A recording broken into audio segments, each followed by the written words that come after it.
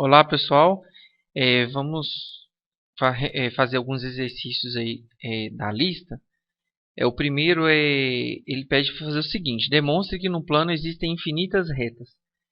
Observe que todos esses exercícios, né, nós vamos fazer de acordo com os postulados e as definições que a gente estudou, tá joia? Então é sempre importante ter em mente, né, os postulados, entender direitinho, ter estudado a teoria para conseguir fazer os exercícios, tá bom?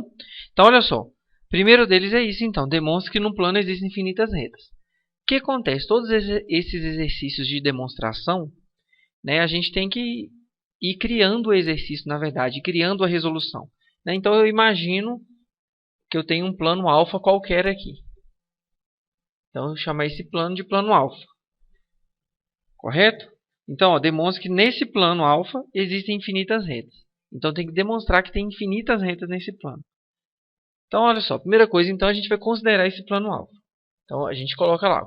A gente já está demonstrando, né? Consideremos um plano alfa. Eu poderia ter chamado qualquer outro, né? E eu quero provar que existem infinitas retas. Então, eu vou provar que tem dois pontos nele. Primeiro, ponto, né? Porque a gente sabe o que? A gente vai usar um dos postulados que a gente viu lá. Ó. Então, eu vou considerar que nesse plano é um plano alfa e que nele tem dois pontos distintos A e B. Então, eu considero um plano alfa e dois pontos distintos nele, A e B. O que acontece? Pelo postulado que a gente viu, o postulado de determinação 3, né, que esses dois pontos distintos determinam uma reta que passa por eles. Então, se eu tenho dois pontos quaisquer A e B distintos, pelo postulado 3, existe uma única reta que os contém. Vou chamar essa reta de reta R. Então, olha só.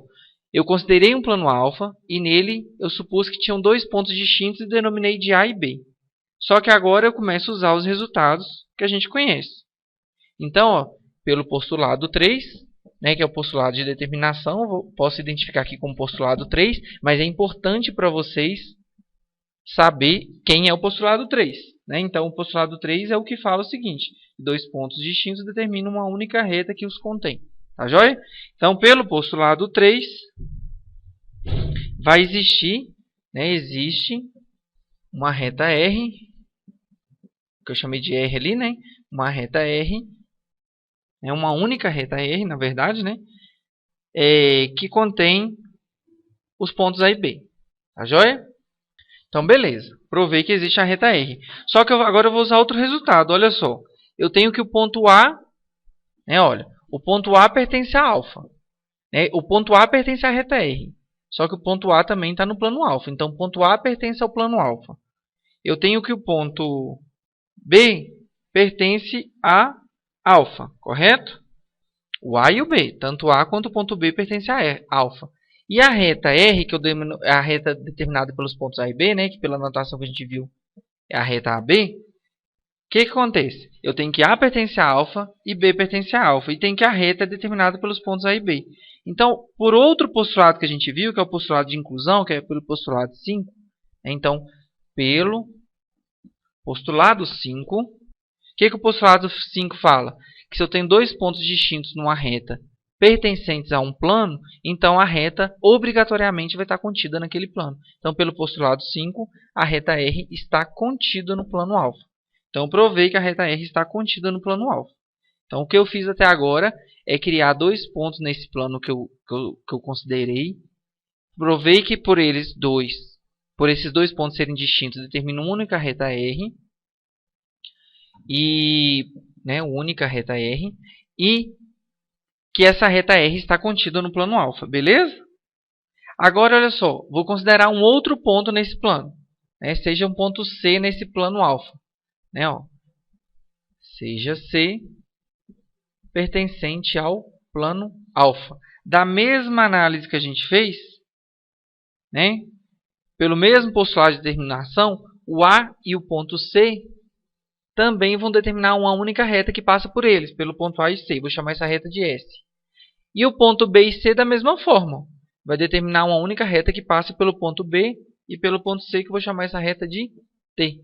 Então, olha só. Analogamente, tanto a reta que eu chamei de S né? Então, as retas S, que é a reta determinada pelos pontos AC, e T, que é determinada pelo ponto BC, também estão contidas em alfa, né? Ou seja, S está contida em alfa e T está contida em alfa. Beleza? Por quê? Né? Se o ponto A e o ponto C estão na reta, pertencem à reta S, só que o ponto A pertence a alfa e C pertence a alfa, então S, pelo postulado 5, a reta S também está contida no plano alfa. E da mesma forma, como B e C pertencem a alfa, a reta T também vai estar contida nesse plano alfa. Então, o que eu consegui provar até agora é que eu tenho 3 pontos distintos no plano alfa. Esses 3 pontos determinaram, a gente conseguiu determinar 3 retas que a gente chamou de S, R e T. E essas 3 retas também estão contidas no plano alfa. Eu quero provar, lembrando agora do enunciado nosso, eu quero demonstrar que nesse plano existem infinitas retas. Mas observem o seguinte, até agora a gente analisou para 3 pontos, né? Por 3 pontos eu determinei 3 retas, eu provei que nesse plano tem 3 retas, mas eu quero provar que tem infinitas. Como é que a gente faz isso? Basta eu generalizar o caso, né? Num plano a gente tem quantos pontos? Né? Num plano a gente tem infinitos pontos. Se nesse plano, com 3 pontos não colineares, né, e distintos, eu determinei 3 retas, com infinitos pontos, eu vou determinar o quê? Infinitas retas. Então, a gente conseguiu provar nesse sentido, entendeu? Se eu conseguir provar que existem 3 retas com 3 pontos, a partir de, considerando infinitos pontos, eu vou ter o quê? Infinitas retas. Então, a gente só conclui o exercício colocando isso, né? Ó.